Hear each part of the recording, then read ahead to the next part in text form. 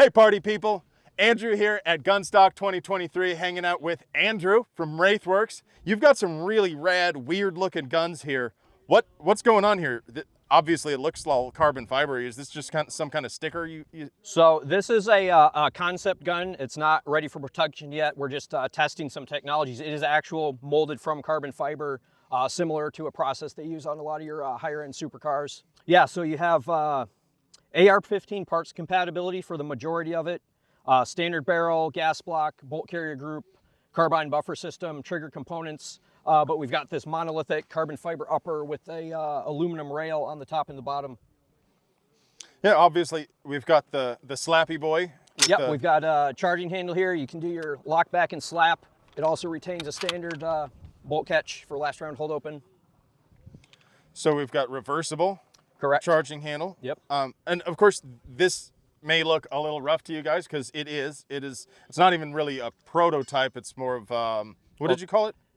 We call it a concept gun. We're trying to bring it like similar to the way auto shows have concept cars, just to grab people's attention, see what's possible, see what piques people's interest. We've got an additive manufacturing produced lower receiver. Correct. With, you see these lines in here. We can see that came off a printer.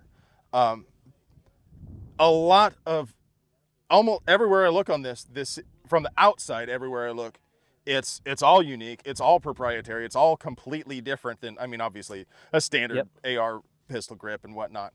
But inside, it looks like we've got what looks to be a pretty standard AR bolt carrier group. Correct. So that the benefit there is we've got a proven operating system where essentially the functionality of the AR is unchanged, but you get a completely different looking gun with there's a lot of benefits to it in the future in terms of modularity that we'll be able to adapt it to a lot of different potentially operating systems, obviously calibers. It's really just kind of a slate to show how much we can do. So we got a Faxon barrel, I think? This one's set up with a Faxon with the integral brake. We got a rifle speed adjustable gas block on there. And of course a standard DI gas system. Correct. Yeah. Mid-length. This is pretty rad. It's super lightweight. Thanks. A very different kind of collapsible, adjustable stock here. Yep. I don't think I've ever seen one with that style of mechanism on it before. Everything about this is just totally different and rad. I love it. What do we got going on with this one? All right, so this is a gun we're gonna have out hopefully very shortly. So this is called the Warp 15. It's a full polymer AR, but it's done a lot differently than they've been tried in the past. You may recognize the lower.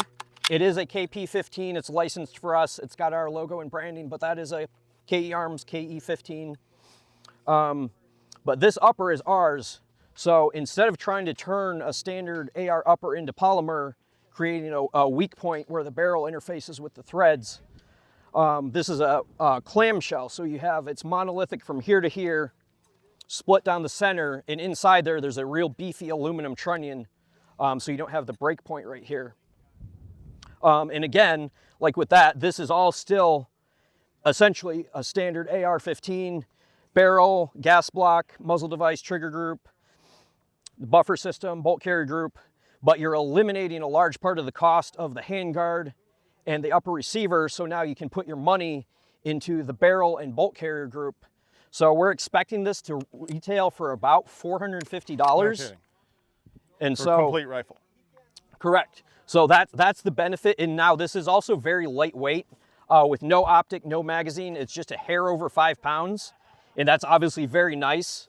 But also we want to focus on logistics, and the standard AR has been, driven into the ground about as far as it will go with the typical manufacturing procedures. So we're trying to figure out a way to maintain quality or raise quality while bringing down the cost of manufacturing.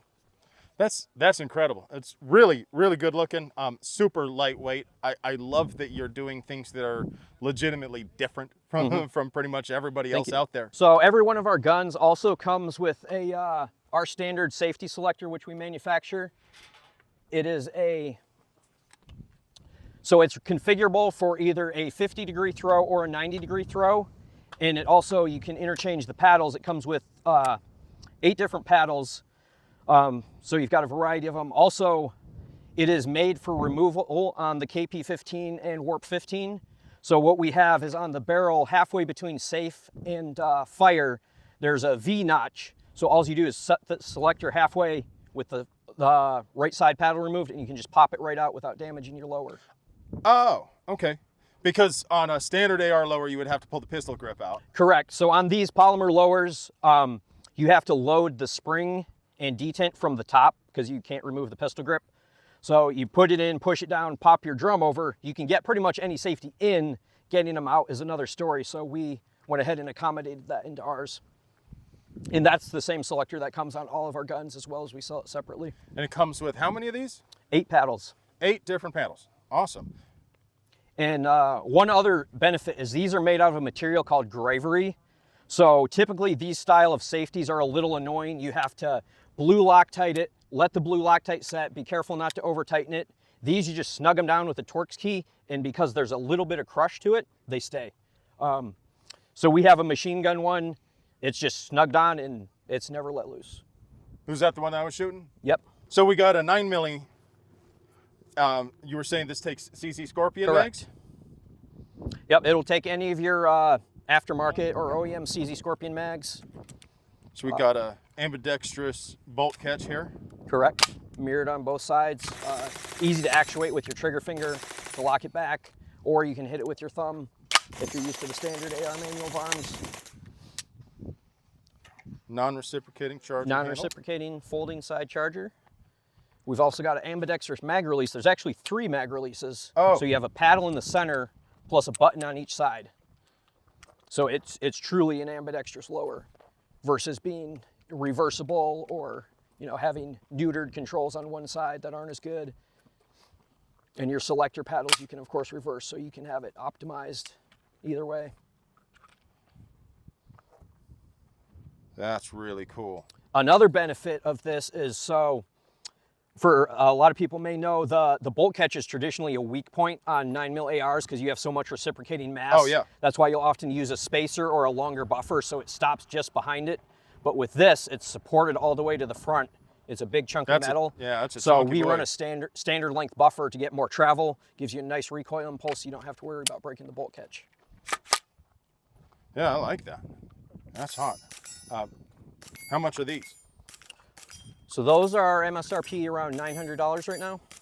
So we offer this as a 16-inch carbine, factory SBR. And we also have a pistol version, so it will be just, you won't have the foregrip or the stock. Excellent. So it's not to be NFA and all that. Yep. So yeah, you can either buy the factory SBR or you can get it with a carbine extension, do the paperwork yourself, leave it a pistol. We got a bunch of braces with our logo sitting around. We were hoping to use, but You'll get a chance to do it. Yeah. Honestly, the ATF likes to throw their weight around and say that they have an opinion on things, but their opinion is going to go right out the window when it gets to court, and it will get to court, and they will lose. Yep. I will buy you a beer if I'm wrong. I'm not kidding. Yeah. All of this nonsense that they've been throwing out about the 80% receivers and the braces and all of these rules that they've been trying to promulgate are not going to survive judicial review. They don't have a chance in hell. Yep. They'll be lucky if they get to keep the NFA intact. It's just, unfortunately, it's a waiting game. Yeah, we got to wait for for sure. it all to make it up through the court systems. And who wants to vaporize their company and all of the livelihood of the people you love? Yeah. Just because I know I'm in the right, but I still have friends and family who need to eat. Yep. Well, Andrew, hey, thanks for having me out here and letting me shoot your guns and just have fun and vibe with us. Yeah, anytime. Thanks for coming to Gunstock. Yeah, it's been a great event. Thank you guys for watching. I wish you were here. You should have been here. You will be here next year, right? I love you.